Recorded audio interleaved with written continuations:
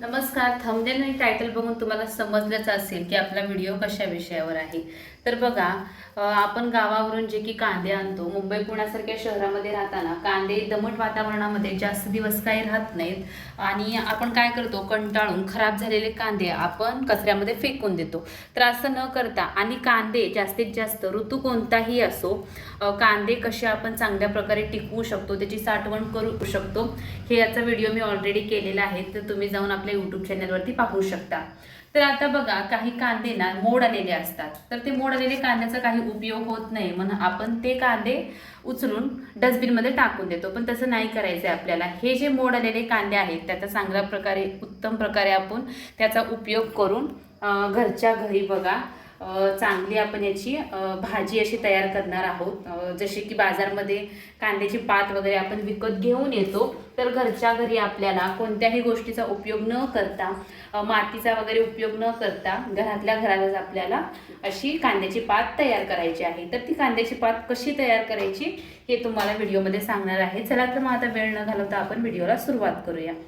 सर्वात अगोदर हे जे कांदे आहेत, कोरडे कांदे आपल्याला बाजूला करायचे आहेत आणि अशा प्रकारे जे मोड आलेले कांदे आहेत ते आपल्याला बाजूला करायचे आहेत. तर बघा, हे जे संपूर्ण मोड आलेले कांदे आहेत ते मी सगळे बाजूला करत आहे.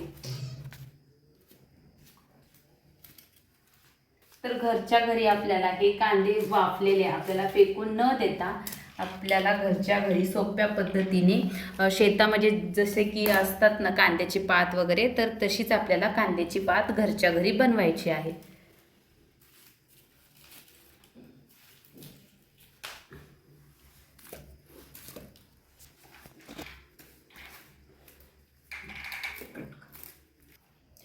तर आता जे की वाफलेले कांदे, मोडलेले कांदे, मी संपूर्ण कांदे इथे बाजूला केलेले आहेत आणि हे जे कांदे आहेत आपले, हे चांगले कोरडे कांदे आहेत.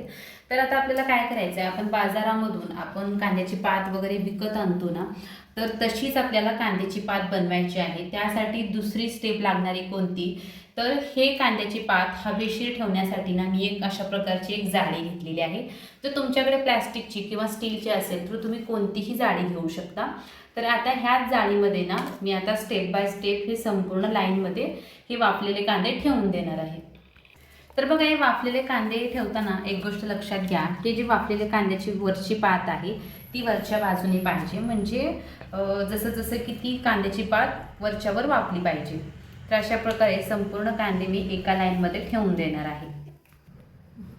तर ह्या जाळीमध्ये बघा, आता सुटसुटीत असे हवेशीर मी हे संपूर्ण जे की कांदे आहेत ते ठेवून घेतलेले आहेत.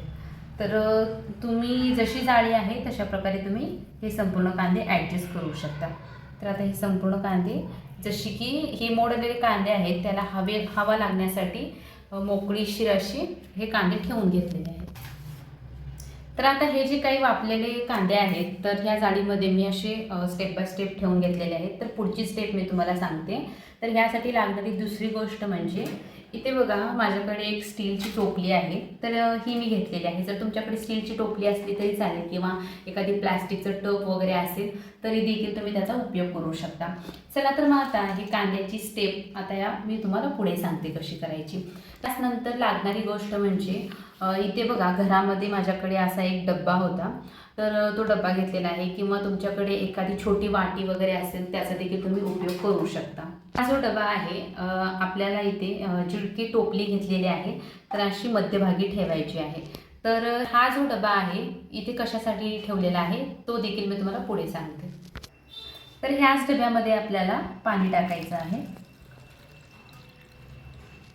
डब्यावर इथे मी पाणी टाकलेलं आहे. त्यानंतर जे की उरलेलं पाणी आहे तर आपल्याला ह्या टोपलीच्या बाजूला टाकायचं आहे.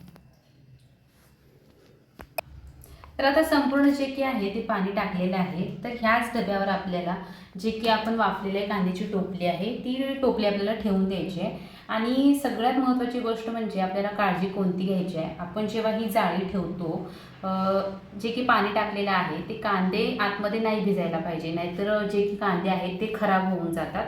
त्यामुळे आपल्याला अलगद असं हे कांदे ठेवून द्यायचे आहेत.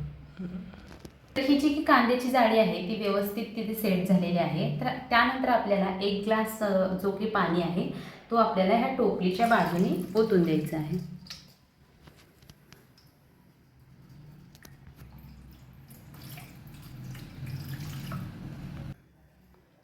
तर तुम्हाला इथे फक्त एक काळजी घ्यायची आहे, पाणी जेव्हा तुम्ही टोपलीमध्ये टाकता तर ह्या जाळीला पाणी पूर्ण चिटकलं नाही पाहिजे. आपल्याला थोडंसं अंतर ठेवून 1-1.5 इंचाचं अंतर ठेवून आपल्याला पाणी ओतून द्यायचं आहे.